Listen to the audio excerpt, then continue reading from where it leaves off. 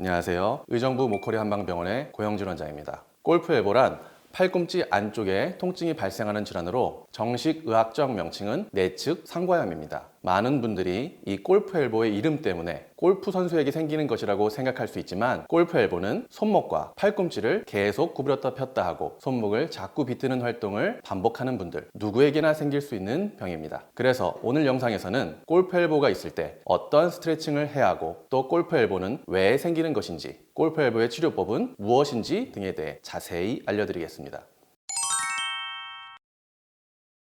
골프 엘보라는 건 팔꿈치 안쪽이 아픈 건데, 손목을 구부리고 비트는 동작을 많이 하다 보니까 이 근육에 문제가 생긴 겁니다. 이 손목을 구부리는 근육은 팔꿈치 뼈 근처에서 힘줄로 바뀌면서 뼈에 부착이 되는데, 보통은 뼈에 부착되는 이 힘줄 부위에서 통증이 많이 발생합니다. 그래서 골프 엘보 운동을 할 때는 이 손목 굴곡근을 스트레칭 해줘야 하는 것입니다. 자, 그러면 이제 골프 엘보에 좋은 스트레칭을 알려드리겠습니다. 첫 번째 운동은 손목을 굽히는 근육인 손목 굴곡근, 손목 굽힘근 스트레칭입니다. 먼저 팔을 쭉 뻗고 손바닥이 천장을 향하게 합니다. 그 상태에서 반대쪽 손으로 엄지를 제외한 네 손가락을 잡고 손목을 꺾으면서 내 몸통 쪽으로 쭉 당겨줍니다. 이렇게 손목을 쭉 당긴 상태에서 10초 정도 유지해주면 됩니다. 이번에는 반대로 팔을 쭉 뻗고 손등이 천장을 향하게 한 후 반대쪽 손으로 엄지를 제외한 네 손가락을 잡고 내 몸통 쪽으로 쭉 당겨주면 됩니다. 마찬가지로 이 상태로 10초 정도를 유지합니다.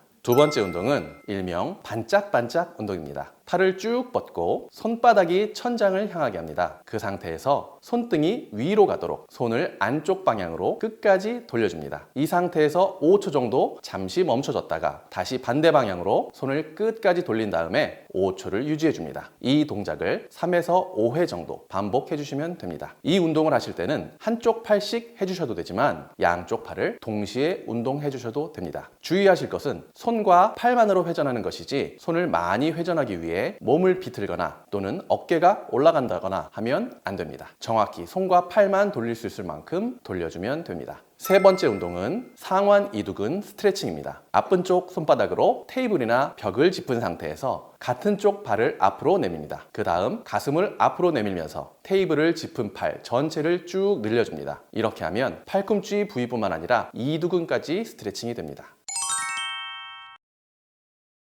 자, 그런데 왜 손목 굴곡근에 문제가 생길까요? 보통은 어느 관절이든 문제가 생긴다면 그 부위만의 문제가 아닙니다. 골프 엘보도 이 팔꿈치 부위만의 문제가 아니라 팔꿈치에서 손목으로 이어지는 전체 근육, 즉 전완근과 팔꿈치에서 어깨로 이어지는 전체 근육인 상완 이두근, 상완 삼두근 등 이런 근육들이 뭔가가 제 기능을 하지 못하고 팔꿈치 근육을 보조해주지 못하니까 팔꿈치 부위까지 아픈 것이라고 생각해야 합니다. 그리고 심지어 이런 통증은 어깨 근육 쪽, 예를 들면 대흉근, 승모근, 이두박근, 삼두박근, 삼각근 등의 근육과 크게 보면 상부 등 근육까지도 관련이 있습니다. 특히 어깨를 움직이는 어깨 근육 중에서도 어깨 신전근, 즉 어깨를 쫙 펴주는 근육들이 약해지면 어깨를 움직일 때 팔꿈치 쪽의 근육들이 훨씬 더 많은 부담을 받게 되고, 이러한 부담이 누적되면 팔꿈치 쪽의 힘줄이 손상되고 약화되어 통증이 나타나는 것입니다. 따라서 골프 엘보 운동을 근본적인 문제부터 해결하려면 팔꿈치 위아래 운동만이 아니라 어깨를 움직이는 전체 근육들의 기능을 회복시키는 운동도 함께 해주는 것이 좋습니다. 지금부터 이런 운동들을 알려드리겠습니다. 첫 번째 운동은 shoulder extension, 어깨 신전 운동입니다. 팔을 앞으로 쭉 편 상태에서 주먹을 가볍게 쥐고 엄지손가락이 앞쪽을 향하게 합니다. 그 상태에서 팔꿈치를 편 채 팔을 뒤쪽으로 쭉 밀어줍니다. 이때 정확히 팔을 뒤쪽으로 미는 근육만을 사용해야지 몸이 비틀어지거나 목이 앞으로 숙여지거나 또는 어깨가 말리지 않도록 해야 합니다. 이 운동은 어깨 관절을 신전하는 근육을 강화해주는 운동입니다. 두 번째 운동은 저희가 이전 영상들에서 많이 설명드렸던 노머니 운동 아시죠? 그 운동을 살짝 변형한 운동입니다. 먼저 가슴을 펴고 팔을 몸통에 붙입니다. 그 다음 팔을 몸 바깥쪽으로 쭉 펴서 뒤로 당겨주시면 됩니다. 주의하실 사항은 팔만 뒤로 쭉 당겨야지 어깨가 움직이거나 하면 안 됩니다.